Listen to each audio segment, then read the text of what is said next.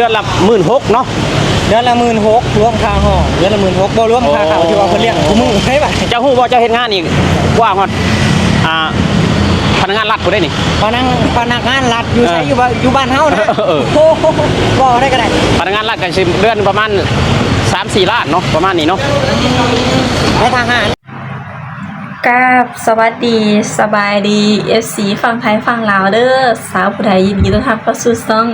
แม่เลี้ยงเดี่ยวชาแนลเด้อพี่น้องเด้อคลิปนี้เนาะสาวผู้ไทยก็สิพาพี่น้องไปรับชมคลิปวิดีโอคลิปหนึ่งเนาะทุกคนถึงว่าเป็นคลิปวิดีโอของหนุ่มแรงงานลาว2หนุ่มเนาะที่มาทำงานในประเทศไทยทุกคนค่าแรงบ่ต่ำกว่า500 บาทต่อวันเนาะทุกคนเนาะบ่รวมค่ากินค่าอยู่อันนี้คือไปฟังเนาะคลิปวิดีโอที่ไอต้นเนาะไปสัมภาษณ์เนาะสาวใดก็จะมารีแอคชั่นคลิปของไอต้นนั่นแหละเนาะก่อนอื่นก็ขออนุญาตไอต้นเด้อแล้วก็ขออนุญาตนำพี่ FC เด้อจ้าถ้ามีคำพูดคำเว้าคำจาใดที่บอสุภาพถ้าว่ามีคำพูดคำจาได้พูดผิดพลาดประกันได้กะกราบขอโทษขออภัยนำพี่ FC เด้อค่ะก่อนจะไปรับชมก็ฝากกดไลค์กดแชร์กดติดตามเนาะ2หนุ่มลาวเพิ่นมาทำงานในประเทศไทยทุกคนได้เงินเดือนหนึ่ง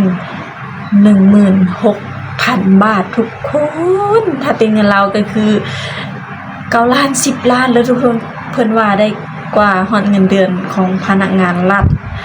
กว่าฮอดเงินเดือนของทหารตำรวจอยู่ทางฝั่งลาวเนาะอันนี้ก็เป็นจังใดเนาะกับไปรับส่งนำกันทุกคนได้แท้บ่เพิ่นเฒ่าแก่เพิ่นใจดีบ่เนาะเฒ่าแก่คนไทยเพิ่นให้หยังแน่เลี้ยงเขาเลี้ยงน้ำบ่เนาะเช่าห้องให้อยู่บ่เนาะพี่น้องคลิปวิดีโอนี้กับไปรับส่งพร้อมๆกันเลยทุกคนที่บอต้นเบิร์ดสุขุมสวัสดีครับส่งน้ำแข็งกับไผนี่ส่งน้ำแข็งกับเบายีเบาอิว3คนหมดฝนสิตกได้มื้อนี้เนาะโอ้ยส่งคือฝนสิตกนี่มันหนาฝนแล้วบอต้นนะเป็นไปได้น้ำแข็งขายดีบ่มื้อนี้นะถ้าบ่ค่อยนี่มันฝนตกบ่ต้นขึ้นรถไปนี่เฒ่าแก่บ่ให้ติบ่ให้ขึ้นมาโลดเฒ่าแก่ใจดีเนาะดีมื้อนี้เฒ่าแก่ใหญ่บ่ขับรถมื้อนี้แม่นเฒ่าแก่ใหญ่มื้อนี้น้ำแข็งกับปลาต้นเนาะทุกคน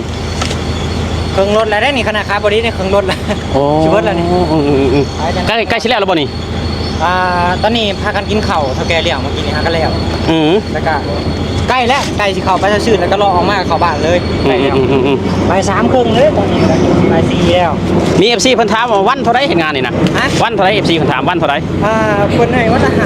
500สวัสดีบ่ยี่สวัสดีครับบ่ยี่สวัสดีครับสวัสดีต้นวันละ500 บาท500 บาทแต่ว่าเพิ่นเลี้ยงเขาแน่วันนี้จานนึงเด้อจานละ70-80 บาทค่าห้องนี่เพิ่นออกให้นะช่วยอยู่บ่เพิ่นซอย1,000ค่าห้องเพิ่นซอยลูกน้อง3 คนเพิ่นซอยคนละ1,000แม่นคนละ1,000ลูกน้อง3 คนอยู่คนละห้องคนละห้องเป็นหยังคือมาอยู่ห้องเดียวกันประหยัดซอยเฒ่าแก่บ่ได้บ่โอ้ยถามบางลังกับบางเทือก็อันนั้นนะแบบบางลังก็บางอิวก็มีเมียแล้วก็ยังบ่มีแต่ว่าบ่ยี่ก็บางเทือเพิ่นมีผู้สาวมาเด้บ่ยี่บ่ยี่นึงเทื่อมีผู้สาวมาอีกแม่นแต่ว่าสำหรับบางลังบ่มีไผดอกบ่ล่ะแบบเพิ่นซอยเดือนละ1,000แม่นเพิ่นซอยเดือนละแสดงว่าเดือนละ16,000เนาะ16,000รวมทั้งค่าห้องบ่ได้ไล่ค่ากินเนาะบ่ได้ไล่ค่ากินว่า16,000คือบ่ลังมาอยู่นี่หลายปีแล้วเนาะ3 ปีแล้วเนี่ยพอต้นนะ3 ปีแล้วแม่นโอ้3 ปีแล้วก็ไปได้เงินคำกุมอยู่กุมกินบ่พออยู่พอกินบ่พอได้เอาคือมีอันคนลาวบางคนออกมาเฮ็ดงานอยู่ประเทศไทยแหละเงินบ่พอกินเมื่อโทรให้พ่อแม่ส่งเงินมาส่งเงินมาให้อ่ะโอ้โหว่าอันใดก็ได้บ่ลังว่ามันเป็นเพราะสาเหตุหยังอันนั้นน่ะโคตรปานนั้นคุณบ่บ่ลังว่าลิ้นมีแต่ซื้อกินแบบลิ้นนะบ่ฮู้จักพอที่มันก็เป็นงานแบบนั้นลิ้นแล้วก็ขี้ข้านบ่ต้นว่าขี้ข้านเฮ็ดงานน่ะลิ้นแล้วก็ขี้ข้านบ่เฮ็ดงานสิแบบว่ากินใช้จ่ายหลายกว่ารายได้อ่ะก็เลยแบบเฮ็ดให้พ่อแม่แบบว่าขายงัวขายควายส่งมาให้ว้าไม่เห็นงานบ่ต้นเสียว่า 200,000 คนมีอยู่2 คนนะแบบนี้นะ200,000น้อยได้บ่ค่อยมีแต่ว่าต้นแบบนี้ครับแต่ว่าหาก็ได้ยินจะเว้าคือหมอนั่นเด้ลงมาแบบว่าหมอว่าเฮ็ดงานหมู่เพิ่นเฮ็ดงานอยู่ในประเทศไทยแล้วมันบ่พอกินเลยโทรให้แม่น่ะขายงัวขายหยังส่งมาให้ค่ารถเมื่อบ้านนะน้อยเด้คือบ่ต้นก็ เคยเห็นอยู่ได้แบบว่า ไปขอความช่วยเหลือจากสถานทูตลาวอะนะบ่มีเงินเมื่อบาท ก็ บ่ฮู้ว่าเฮ็ดหยังอยู่ ก็ขาดขนาดนั้นบางเทื่อนะมาเป็นตั้ง4-5 ปีจังซี่บ่มีเงินจักบาท แม่นแต่บ่ลังก็บ่ยี่เหลืออยู่เหลือกินเนาะพอได้อยู่ได้กิน แล้วเหลืออยู่เหลือกิน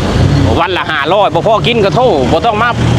ต้องมาเฮ็ดงานแล้ว เอาเฮ็ดงานวันละ500บ่แม่นว่าเฮากินมื้อละ600บ่ได้กินขายเกินขายแห้งเจ้าของนะ กินมื้อละ150 บาทเป็นที่มันก็ปานใดล่ะชีวิตผู้เดียว แบบว่ากินข้าวแล้วยังไปหาลิ้นหาเที่ยวมันก็บ่พอกินแล้ว โอ้กินข้าวแล้วกินเบียร์ต่อมันก็หมดหลายแล้วเนี่ยน่ะ ขนาดบ่ต้นวันละ300กว่าบาทบ่ต้นยังมีเงินเก็บอ่ะ แม่น ถ้าประหยัดอยู่ประหยัดกินเนาะ แม่นประหยัดอยู่ประหยัดกินจังซี่ บ่อิวไปใช้บ่อิวอ่ะ บ่าวขี่มอไซค์วันนี้พี่น้องนะ บ่อิวขี่มอไซค์เนาะ โอ้ขี่มอไซค์ไปส่งแล้วทางหน้าพุ่น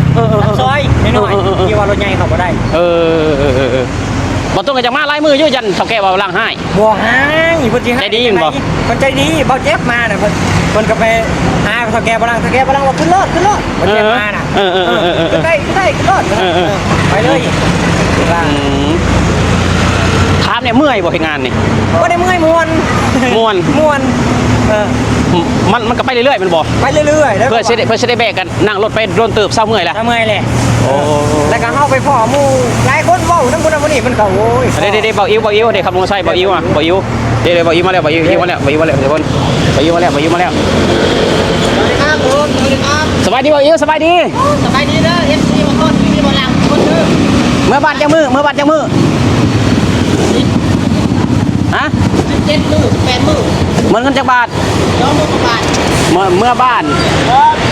เมื่อบ้าน17มื้อมันเงิน20,000กว่าบาททุกคนเบาอิวกำลังมาเฮ็ดงานได้4-5มื้อเนาะโอ้เดือนละ16,000เนาะ เดือนละ16,000รวมค่าห้องเดือนละ16,000บ่รวมค่าข้าวที่ว่าเพิ่นเลี้ยงกูมื้อให้บัด เจ้าฮู้บ่เจ้าเฮ็ดงานอีกกว่าฮอดพนักงานรัฐผู้ได้นี่ พนักงานรัฐอยู่ไสอยู่บ้านเฮานะโอ้โหบ่ได้ก็ได้ พนักงานรัฐก็สิเดือนประมาณ 3-4 ล้านเนาะประมาณนี้เนาะ ในทหารเด้อบ่ต้องทหารเด้อทหารเด้อ ทหารก็แห่งหน่อยได้ทหารแห่งหน่อยได้ทหารนะ ฮะ ทหารแห่งได้หน่อยได้ทหารนะ ลงไปเห็นใน TikTok เนาะตำรวจอันทหารน่ะ ตาเงินเดือนนะผมว่าไล่สุดไล่ยังแล้วมาเดือนน่ะ3-4 แสนกีบ เอ้าเขาอาชีพทหารเป็นอาชีพมีเกียรติได้เขาบอกนะบ่หลังมีเกียรติก็มีกินบ่หลังเซลตัวใด มีกิน มีเกียรติชื่อผมมีกินไม่ได้อยากเอาเนาะ สมมติว่างานหนึ่งมีเกียรติกับงานหนึ่งมีกินบ่หลังเซลตัวใด เอามีกินแล้วมีเกียรติเอาเลยมันกินบ่ได้ สำหรับบ่ต้นนี่ เอาลูกนึง สำหรับบ่ต้นนี่ถือว่างานยังก็มีเกียรติทั้งนั้นแหละ มีเกียรติ ขอแค่เรียกเจ้าของได้ แม่ นั่นคือของงานมีเกียรติ ถึงเชื่อครอบครัวได้ แม่น เพราะว่าเฮาเฮ็ดหยังบ่ให้เป็นภาระของคนอื่น ว่างานมีอนาคตงานมีเกียรติมีอนาคตอนาคตมันคือหยังบ่หลังไปถามจังได๋อนาคตมันคือหยัง อนาคตมันคือแบบว่าจังได๋ล่ะวันข้างหน้า คืออนาคตของบ่ต้นน่ะงานยังกระยาที่มันได้เงินน่ะเก็บไว้ตอนนี้เพื่อเอาไว้ใช้ในอนาคตอันนั้นอนาคต บ่ได้แม่นว่าเฮ็ดงานในเพื่อในอนาคต คือ ในอนาคตเจ้าบ่มีเงินเจ้าก็อยู่บ่ได้ คือว่างานมีอนาคตแบบไหนล่ะเงินเดือนแต่ละเดือนบ่พอกินน่ะแล้วสิเอาอนาคตมาใส่ล่ะ แต่สิอนาคตมาแต่ไสซ้ำนั้นเจ้าห้องอนาคตบ่ได้ซ้ำมันบ่ บ่ได้อันนี้คือเฮาส่งน้ำแข็งนี่เนาะเฮาเก็บเงินไว้ตอนนี้เก็บเงินไว้บัดเฮาแก่เฮาก็มีเงินแหละอันนั้นแหละเขาห้องว่าอนาคตที่ดีเนาะเพราะฉะนั้นแล้วงานยังก็มีเกียรติมีศักดิ์ศรีทั้งนั้นคน บ่ได้น่าอายในงานหยังก็ได้ขอแค่ว่ามันได้เงิน อ้ายเฮ็ดอีหยังไปก็หาเงินเนาะ หาเงิน อ้ายเฮ็ดหยัง ผู้มื้อนี่เขาหาเงินแข่งกันคนบ้านก็ได้แต่ว่าก็คือได้ยินจะเว้านี่แหละว่าอันคอยเฮ็ดงานอยู่ผู้มื้อนี่กว่าฮอดพนักงานรัฐกว่าฮอดพวกก็เรียนสูง ก็กว่าเลยหมู่อ้ายก็มีอยู่เป็นครูเป็นหยังกันเงินเดือนก็3 ล้าน4 ล้าน3 ล้านประมาณนี้บ่ฮอด4 ล้าน3 ล้าน อันเรื่องเว้าเรื่องครูน่ะอยู่บ้านคอยน่ะออกมาจากเป็นครูน่ะออกจากข้าราชการ ไปใช่บัดนี้ มาทำงานอยู่กรุงเทพ มาทำงานอยู่กรุงเทพพี่จักคนบัดนี้หลายคนอยู่บ่ หลายเลยเกือบสิหมดบาทมาน่ะเพราะว่าเรียนรุ่นว่าเป็นสาวเรียนซ้อน4-5 ปีก็บ่ได้เงินจังซี่นะแล้วเขาก็ท่อตัวมันบ่ได้เงินเนาะ แบบเป็นผู้อาสา ผู้อาสา ใจบ่อดหลักเลยออกมาพี่ ใจบ่อดแล้วก็ออกมาเฮ็ดงานอยู่ไทยผู้มื้อนี้มีเงินมีหยังพ่อแม่ขายงัวขายควายให้ส่งให้เฮียนจบ ลงในเรียนจะจบ สุดท้ายแล้วมากรุงเทพ มากรุงเทพมาเฮ็ดงานอยู่กรุงเทพบ่พูดได้บ่ หลายคนบางคนจบกฎหมายเด้ คือเห็นว่ามีคนหนึ่งอยู่บ้านแถวบ้านวัดต้นอะไรจบกฎหมายตอนนี้เพิ่นสร้างเพจอยู่ ว่า เพิ่นนั่นลงเพจเพิ่นดังอยู่ตอนนี้จบกฎหมายมาจากปากเซอ่ะ จบออกมาจบไปว่ากฎหมายพุ่น จบกฎหมายเรียนกฎหมาย6 ปีอ่ะ เออ มาทำงานที่ประเทศไทยค่ะ เออ เออ ยังบ่พ้นประเทศไทยเนาะ คือมีหมู่อีก จบยังวะจบกสิกรรม มาทำงานกรุงเทพที่ปทุมค่ะ เดี๋ยวนี้อะไร เออ โอ้ เออ คือหลายเดี๋ยวนี้มันเป็นงั้น เนี่ยบางคนจบตำรวจมาเข็นผักที่4 มุมเมืองค่ะ เป็นพัก เข็นผัก4 มุมเมือง เพื่ออนาคตเขา เนาะคนเฮามันก็ไปหาบ่อนที่เลี้ยงเจ้าของได้ไปหาที่บ่อนเงินลายเอาง่ายๆซะอนาคตมันก็คือสิ่งที่มีเงินลายแหละอนาคตคือบ่ต้นเว้า คนก็ยังมัน วน โอ้มันมีเกียรติต้องจะเว้าเนี่ยแล้วมีเกียรติแต่บ่มีกิน หมู่บ้านเนาะนี่เนาะหมู่บ้านเนาะว้าวทุกคน เนี่ยถนนเส้นใหม่ หมู่บ้านว้าวหมู่บ้านทุกคนนี่อันนี้ก็คือชีวิตจริงของแรงงานลาวนะทุกคนทำงานเดือนละ16,000นะทุกคนนะทำงานเดือนละ16,000ถ้าเปรียบเป็นเงินบ้านเฮากับ11,000 6 ล้าน วันนี้10 ล้านไหน10 ล้านไหน อ๋อ 10 ล้านไหน9 ล้าน10 ล้านไหน แต่บ้านเฮามันหาบ่ได้เนาะบ่ต้นเนาะ มันหาบ่ได้คันหาบ่ได้คันหาได้เฮาบ่มาแล้วบ่มาคันหาได้เฮาก็บ่มา มันหาได้ก็บ่มีใครมาดอก ถนนอยู่ในหมู่บ้านประเทศไทยนี่ทุกคนเบิ่งนี่ถนนเย็นหมู่บ้านนี่น่ะนี่บ่แม่นถนนทางหลวงหมายเลข1หมายเลข2ถนนเข้าหมู่บ้านครับทุกคนข้างในก็เป็นซอยตันนะครับทุกคนดูนี่ งามกว่าบ่อันทางไปสวรรค์เขตบ้าน โอ้ยตอนนี้เท่าอย่าไปเทียบเนาะอย่าไปเทียบดูแค่สีเส้นแบ่งจราจรก็รู้แล้วว่าดีขนาดไหนทุกคนนี่ข้างล่างคอนกรีตข้างบนยางมะตอยนี่ชีวิตของแรงงานลาวอยู่ในประเทศไทยเนาะบางคนอาจสิว่าทำงานในประเทศไทยบางคนอาจบ่พอกินเนาะแต่ว่าหลายๆคนนี่มีอนาคตมีบ้านมีรถมีที่ดินมีอนาคตที่ดีนะทุกคนเนาะบางต้นทำงานวันละ300บางต้นยังเหลือกินบางต้นยังเลี้ยงลูกเลี้ยงเมียได้ทุกคนเนาะก็มีเงินเก็บอีก พอเห็นในคลิปมันนั่นบ่ต้นในคลิปมันเบาทอนน่ะเมื่อบ้านแล้วไปถ่ายแบบว่าถนนนี่คือถนนของจีนที่ว่าสร้างมาน่ะมีแต่ขี้เหงื่อเต็มอยู่เลยเทะไปเบิดขี้เหงื่อแล้วก็บันในทางก็มีแต่ห้อย10 ล้อนั่นมันสิไปได้บ่มันนี่มัน บ่ได้แบบนั้นบ่ได้อันตราย ถนนมีแต่ขยะเนาะบ่สะอาดเลย บ่สะอาดถนนอยู่ในท่าแขกเมืองของว่าเบามันอยู่ ถนนจีน ว่าถนนของจีนสร้าง แต่ขยะเต็มเลย ขยะเต็มเลยอยู่ที่บ่มีชาวบ้านเนาะ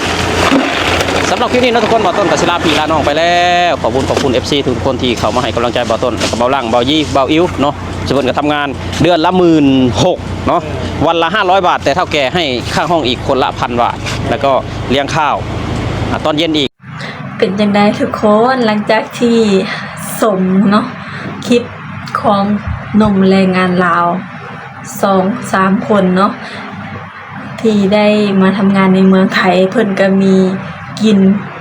มีไส้ส่งทางพ่อแม่ทางบ้านนี่เนาะทุกคนนี่แหละเพราะว่าอาชีพใดก็คือมีเกียรติมีกินมีศักดิ์ศรีเหมือนกันเนาะทุกคนเนาะถึงว่าจะมีเกียรติแต่ว่ามีกินก็บ่เอาคือกันเนาะทุกคนอันนี้หนุ่มแรงงานลาวเพิ่นมาทำงานที่ประเทศไทยเพิ่นได้เงินเดือนตั้ง 16,000 ทุกคนเป็นเงินกีบกะเดือนละเป็น9 ล้าน10 ล้านทุกคนก็ฮอดพนักงานก็ฮอดทหารครูตำรวจเนาะนี่ล่ะทหารตำรวจแท้ๆก็ยังได้มาทำงานอยู่เมืองไทยอย่างที่ไอ้ต้นว่าเนาะทุกคนอยู่บ้านสาวผู้ไทยกันหลายคนเนาะเป็นครูอาสาเป็นครูอาสาก็เป็น9 ปี10 ปีก็บ่ได้กินเงินเดือนบ่ได้เป็นรัฐกรบ่ได้เป็นพนักงานรัฐเนาะไปซ้อนไปฟรีๆก็ตั้ง9 ปี10 ปีขายหัวขายให้ขายหนาเนาะแต่ก็แบบวางเปล่าเลยบ่ได้ยังแล้วก็ตัดสินใจมาเมืองไทยเนาะเหมือนหนุ่มแรงงานลาวเพิ่นเว้านี่แหละทุกคนเพิ่นก็มีกินมีไส้เนาะย้อนประเทศไทยชาวผู้ไทยก็เข้ามาทำงานได้ประมาณเดือนแล้วทุกคนก็ได้มีรายได้คือว่าได้เป็นก้อนได้ส่งพ่อส่งแม่ส่งค่านมลูกเนาะในเมืองไทยขอบคุณประเทศไทยเนาะแล้วก็สำหรับที่นี่ชาวผู้ไทยก็ ขอบใจสาวผู้ไทยก็สิจบคลิปไว้เพียงเท่านี้เด้อจ้ะฝากพี่น้อง FC กดไลค์กดแชร์กดติดตามเป็นกำลังใจให้สาวผู้ไทยในเด้อจ้าสาวผู้ไทยบ่ค่อยมีเวลาเนาะช่วงนี้ก็คือทำงานเนาะทำงานแล้วก็เลิกงานมาแล้วก็มาถ่ายคลิปเนาะทุกคนเลิกงานมาก็เมื่อยเลิกงาน4 ทุ่มทุกคนแล้วก็จะเดินทางมาถึงบ้านก็5 ทุ่มเนาะก็จะได้นอนก็เที่ยงคืนทุกคนแล้วก็บ่ค่อยมีเวลาลงคลิปนำจังได้ก็ฝากเป็นกำลังใจฝากกดไลค์กดแชร์กดติดตามเป็นกำลังใจให้สาวผู้ไทยแม่เลี้ยงเดี่ยวในเด้อสำหรับคลิปนี้ขอกล่าวคำว่าขอบคุณค่ะบ๊ายบายพบกันคลิปหน้าเด้อ